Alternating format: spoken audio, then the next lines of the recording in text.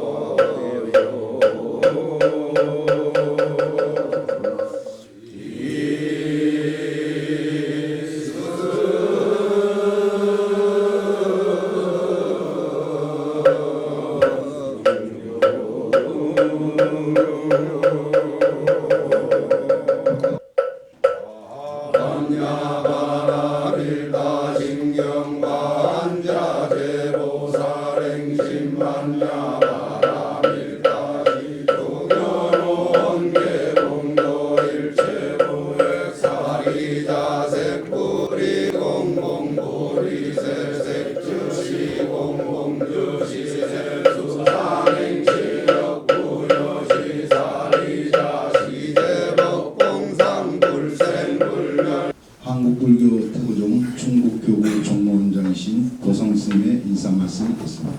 종단의 발품 일정서에서도 오늘 세미나에 동참해 주신 총무원장 상길 큰스님과 내민 여러분, 그리고 충북교구 원로 스님과 사찰 주지 스님을 비롯한 종도 여러분께 감사의 인사 말씀을 올립니다. 구군 융창과 충북 도민의 안녕과 화합을 기원하는 문화축제로 종교의식을 넘어 우리 사회가 전승해야 할 전통 문화로 개최되었습니다.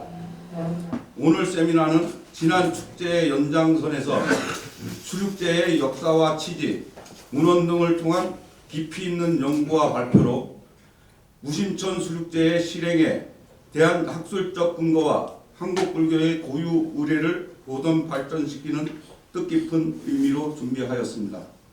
충북교구는 충북 지역의 역사적인 불교 문화와 전통을 발굴하고 이를 문화적 차원에서 우리 사회에 승화시키는 노력을 꾸준히 전개해 왔습니다.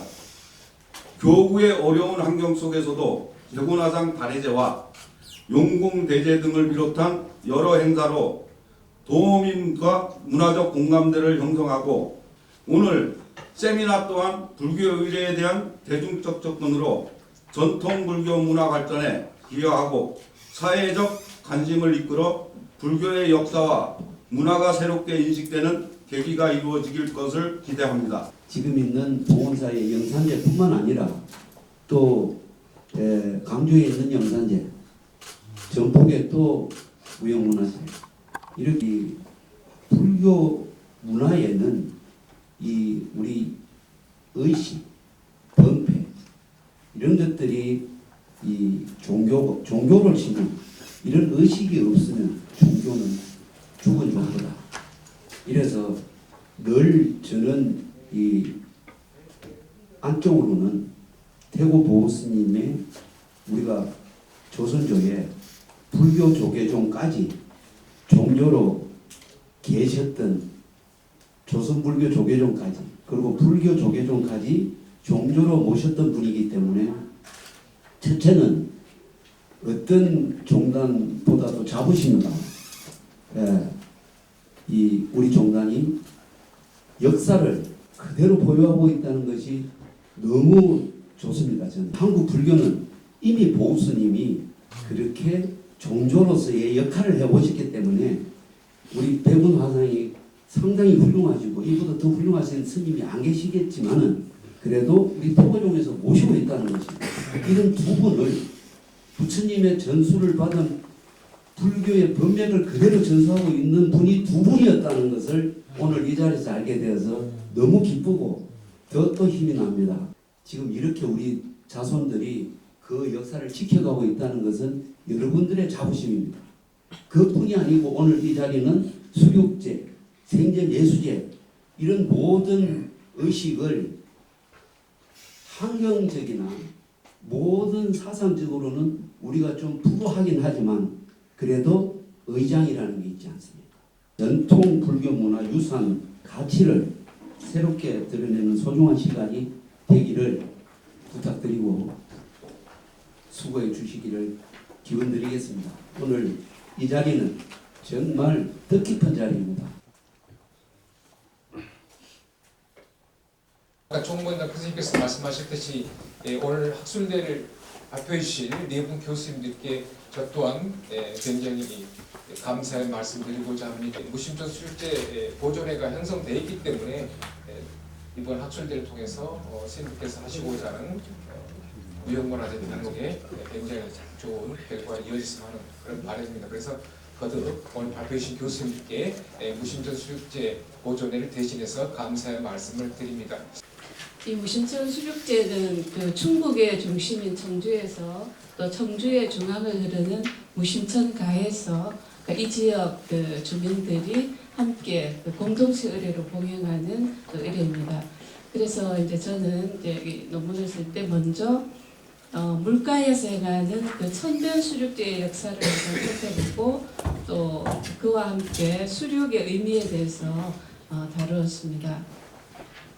그리고 두 번째는 이제 무심천 수륙제의 근원이라 그럴까요? 뭐 기반 이런 거에 해당하는 것을 살펴보기 위해서 의례적 연원이라는 제목으로 이 장에서 살펴보고요. 그 다음에 마지막으로는 이제 무심천 수륙제의 설단과 그 의례 대상에 대해서 말씀드리도록 하겠습니다. 백성들이 십시일반으로 마음을 모아서 수륙제의 필요성에 정말 공감을 해서 올린 공동체 의례로 그 산자들 또한 의례를 치름으로써 서로 이모하고 아픔을 나누고 또 그 공덕도 함께하는 그런 의미를 지녔다 하는 뜻을 읽을 수 있습니다. 조금 전에 말씀드린 것 같이 무심천 수육제 보존회에서 하시고자 하는 그런 토대 연구로서 굉장히 중요한 가치 있는 발표가 되지 않았나 생각됩니다. 태고종이 갖고 있는 영산제 책에서는 무형문화 지금 문화유산이지만 제의 지정이 부당함을 알렸습니다. 그 이유는 영산제에 수륙제에 들어있는 게 다 있다라는 거였거든요. 근데 수륙제가 한국 불교에서 이해하고 있는 게 한 5가지 정도가 되는데 저는 그 중에서 성인과 범부라는 개념보다도 하늘에 있는 천신의 존재들에게는 물에 공양물을 뿌리고 육지에 있는 존재들을 위해서는 땅에다가 공양물을 뿌린다라는 그 시식의 행법에서 유래되었다고 믿는 사람입니다.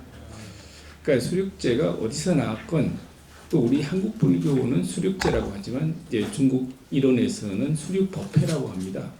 이 수륙제가 어떤 목적에서 나왔는지는 잘 아시지만 인도 당시의 무차제, 반짜실라, 파실라, 무차대에서 나왔고 많은 사람들에게 공양을 올려서 나의 수명 장수나 내가 원하는 망령들의 어떤 왕생 극락을 추구하기 위한 목적이었죠. 수륙제가 7명이었다라는 건 정명이전 또 하나 결정적인 자료가 있습니다. 태조이성계가 우리가 알고 있는 사마산이 저 가늠구린이 현암사라는 거제도의 3군데에서 수륙제를 열기 위해서 이 수륙 의문을 21부를 찍어요. 21부를 찍어서 3곳에 7부를 주는데 왜 7부냐면 스님네가 7명이에요. 학술대회는 무심천 수육제 보존회에서 중심으로 해서 하고 있습니다만은 여러분들께서 또 전통성과 함께 이 부분을 또 참조해서 새로운 역사성을 만들어가면 좋지 않을까라고 하는 그런 뜻인 것 같습니다. 이제 그날 수륙제 당일날 했던 사진이고요. 세계 무형유산을 지정을 하면서 사람들이 이제 무형유산에 대한 관심이 높아졌고 또 불교계에서 연등회가 국가 무형문화재로 지정이 됐었잖아요. 보존회가 지금 구성이 됐고 오늘 이제 첫 그 학술 대회를 하는데 참 의미가 있다고 생각을 합니다.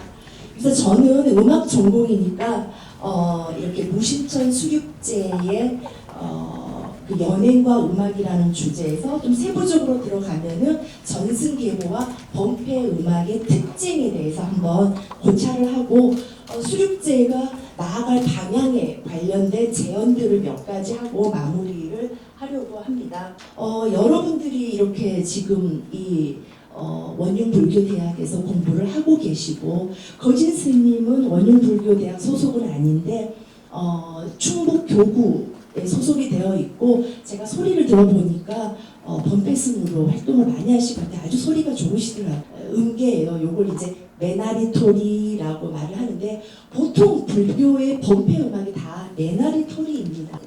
일단 요거는 이대로 들으셔야 될 것 같아요.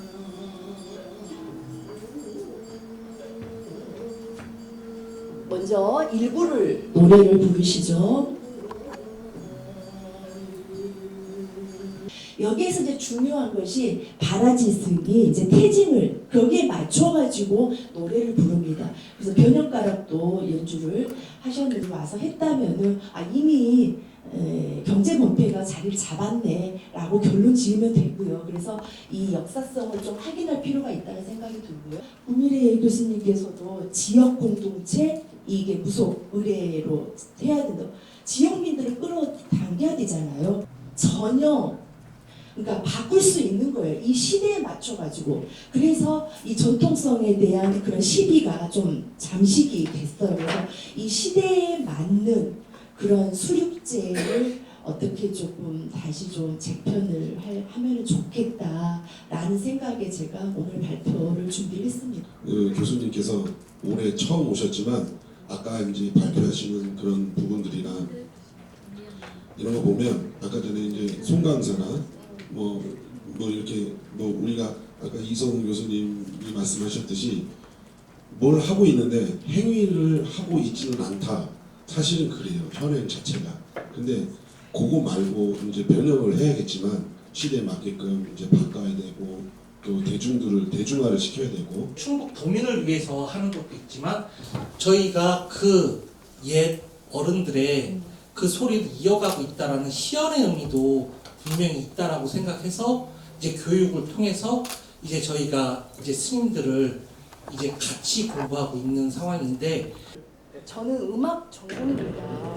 근데 그거를 저한테 물어보는 거는 이제 좀 맞지 않는 거 사실 있잖아요. 교수님께서 아까 전에 이제 원형과 저 같은 사람이 견해에서 볼 때는 원형성은 원형성대로 선생님들이 유지하시고 현장성이라는 것들은 상황에 따라서 다시 짤 수밖에 없어요. 그거를 가지고 너네 이거 버리고 이렇게 하라고 할 수도 없어. 무심과 관계되는 주제를 이제 이야기하다 보니까 그 논문의 내용이 6가지로 축약을 해놨습니다. 그래서 우선 첫 번째는 백운 화상이 이제 이야기할 때 마음의 본디바탕, 심체라고 하죠, 그죠? 우리 마음은 의식을 통해서 견문각제에서 들었을 때 일단 분별심이 생기죠. 판단하죠.